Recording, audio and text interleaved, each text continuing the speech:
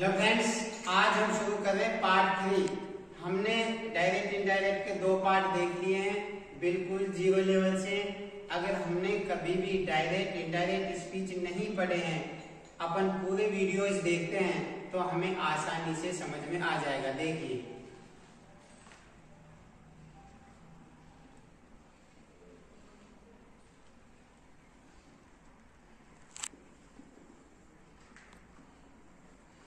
Speech या narration. हमने अभी तक देखा कि डायरेक्ट से इनडायरेक्ट बनाने के लिए कुछ रूल्स होते हैं। हमने एग्जाम्पल के माध्यम से समझा। देखिए, जैसे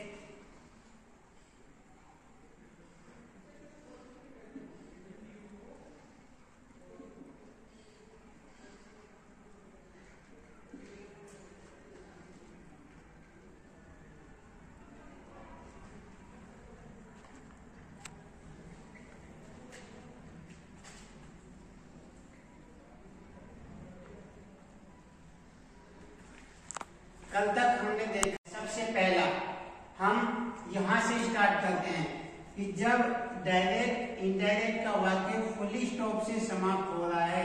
ये आज ये हमारा है, फिर कल से हम पढ़ेंगे क्वेश्चन मार्क वाले वाक्य। आज हम वह वाक्य पढ़ रहे हैं जो वाक्य फुली स्टॉप से समाप्त हो रहा है। उसमें 3 चीजें हमेशा ध्यान रखनी है।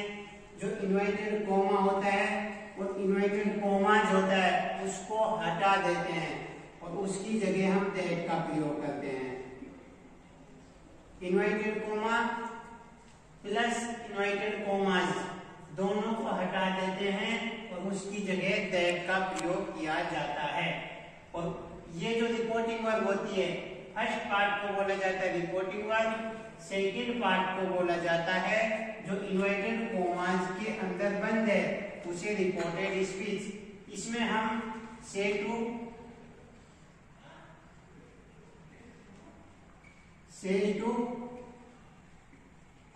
और सेड टू इसको बदल देते हैं। ये जो रिपोर्टिंग वर्ब है इसको बदल देते हैं। से टू को बदलते हैं टेल में, सेड टू को बदलते हैं टेल्स में और सेड टू को बदलते हैं टोल्ड में।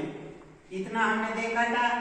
अगर से के बाद टू नहीं आता है, सेज के बाद टू नहीं आता है, सेड के बाद टू नहीं आता है तो हम इसको नहीं बदलते हैं। जब हम इसका इनडायरेक्ट बनाएंगे तो अनिल का अनिल रहेगा, सेड टू को किस में बदल देंगे?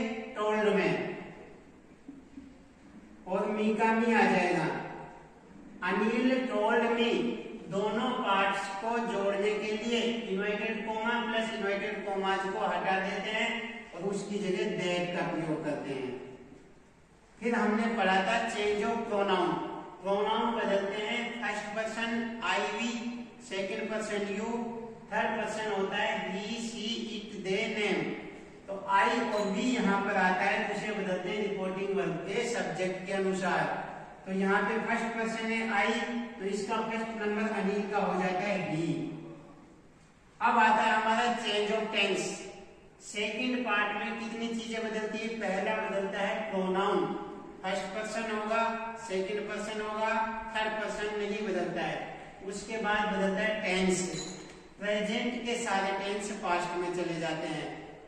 तो कब जाएंगे? जब यहाँ पर सेड होगा। अगर यहाँ पर सेड नहीं है तो हम टेंस नहीं बदलते हैं। फिर आता है समय सूचक शब्द दिस। ये भी कब बदला जाएगा? जब यहाँ पर सेड होगा। तो ही हमने लिख दिया, सेड था तो इज एम आर को किस में बदलेंगे? Is am are. ये बदलता है वॉज और वर में। जब हमारे सेकंड पार्ट में इज एम आर आता है तो वो बदल जाता है वाज वर में। लेकिन कब बदलेगा? जब हमारे फर्स्ट पार्ट में क्या होगा? सेड होगा। तो हमने यहाँ देखा कि फर्स्ट पार्ट में सेड है और सेड क्या होता है? वर्ब की सेकंड फॉर्म होती है और इसे क्या कहते हैं? Past tense. इसे कहा जाता है पास्ट टेंस। तो जब हमारे यहाँ सेड होगा तो इज एम आर को बदल देते हैं वॉज वर्ब में। तो यहाँ पे ही के साथ अब क्या आ जाएगा? वॉज। आईएनजी प्रेजेंट कंटिन्यूअस में भी आईएनजी आता है, पास्ट कंटिन्यूअस में भी आईएनजी आ जाता है, लिविंग। अब आता है दिस। जो ये हमारे कुछ वर्ड्स हैं उनको भी हम बदल देते हैं। किसको किस में बदला जाता है? दैट में। दिस बदलता है हमारा दैट में, लेकिन कब बदलेगा? जब सेड होगा। दिस को बदलते हैं दैट में, दीज को बदलते हैं दोज में, हेयर को बदलते हैं देयर में, नाउ को देन में, टुडे को दैट डे में। लेकिन कब? जब यहाँ पर सेड होगा। ये सेड था तो हम दिस को किस में बदल देंगे? Reading this. दिस किस में बदल जाएगा? दैट। और बुक का बुक आ जाएगा। इन्वर्टेड कॉमास को हटा देते हैं, फुल स्टॉप। अब दो चीजें क्लियर। इसमें कौन कौन सी चीज बदलती है? फर्स्ट पार्ट में रिपोर्टिंग वर्ब बदलेगी। कब बदलेगी? जब सेज के साथ टू होगा। अगर टू नहीं होता है तो हम सेड का सेड लिख देंगे। टू होगा तो हम इसको बदल देते सेड टू को टोल्ड में। दोनों वाक्यों को जोड़ने के लिए जब हमारा वाक्य फुल स्टॉप से समाप्त हो रहा है, किसका प्रयोग करते हैं? दैट का। प्रोनाउन किस तरह से बदलते हैं? फर्स्ट पर्सन होता है सब्जेक्ट के अनुसार, सेकंड पर्सन यू होता है ऑब्जेक्ट के अनुसार, थर्ड पर्सन नो चेंज। ये हमने लास्ट पहले वीडियो में देख लिया है। अब हम कुछ शब्द बदलते हैं, उनको कब बदलते हैं देखिए। तो ये हमारा हो गया Anil told me that he was reading this book. अगर यहाँ पे होता सेड नहीं होता, से या सेज होता तो यहाँ पे ही के साथ ई जाता, क्योंकि सेड था इसलिए हमने टेंस बदल दिया है।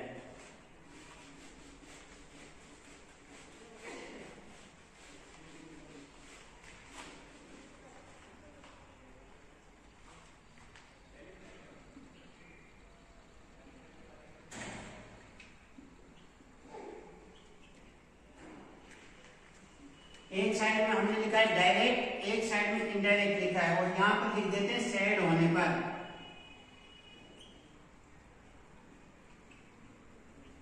अर्थात फर्स्ट पार्ट में जब हमारा फर्स्ट पार्ट में इन्वर्टेड कॉमास के इधर क्या होगा? सेड होगा।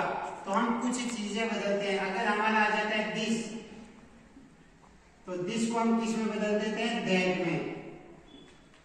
अगर हमारा आ जाता है दीज, दीज को किस में बदल देते हैं? दोज में। अगर हमारा आ जाता है हेयर, हेयर को किस में बदल देते हैं? देयर में। अगर हमारा आ जाता है नाउ, नाउ को किस में बदल देते हैं? देन में। अगर हमारा आ जाता है टुडे, टुडे को किस में बदल देते हैं? दैट डे में। देखिए ये सब कब बदलेंगे? यहाँ पे दिस था तो हमने दैट लिखा। क्यों लिखा? जब हमारे इन्वर्टेड कॉमास के इधर फर्स्ट पार्ट में क्या होगा? सेड। तीन चीजें होती हैं, ध्यान रखना कौन कौन सी। एक होता है सेड टू, एक होता है सेज टू, और एक होता है सेड टू। अगर फर्स्ट पार्ट में इन्वर्टेड कॉमास के इधर से होता है तो भी हम नहीं बदलते हैं, टेंस भी नहीं बदलेंगे।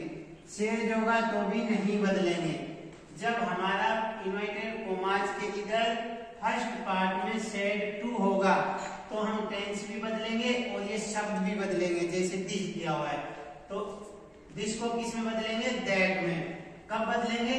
जब फर्स्ट पार्ट में सेड होने पर, ये सेड होने पर, से और सेज होने पर नहीं बदलते हैं। दीज को दोज में, हेयर को देयर में, नाउ को देन में, टुडे को दैट डे में। इस तरह से और भी हैं।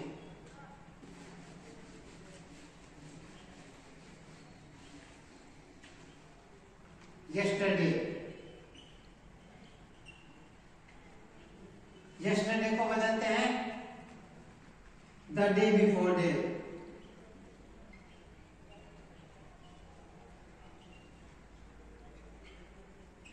यस्टरडे को किस में बदलेंगे? द डे बिफोर डे में। लास्ट नाइट, अगर कहीं पे लास्ट आ जाता है, अगर कहीं पर लास्ट आ जाता है, लास्ट के साथ क्या क्या हो सकता है? लास्ट नाइट भी हो सकता है, लास्ट ईयर भी हो सकता है, लास्ट डे भी हो सकता है, लास्ट वीक भी हो सकता है। अर्थात जब कहीं भी लास्ट आ जाता है, चाहे वो लास्ट नाइट हो, चाहे वो लास्ट ईयर हो, चाहे वो लास्ट डे हो, चाहे लास्ट वीक हो, तो उसके साथ हम प्रीवियस जोड़ देते हैं।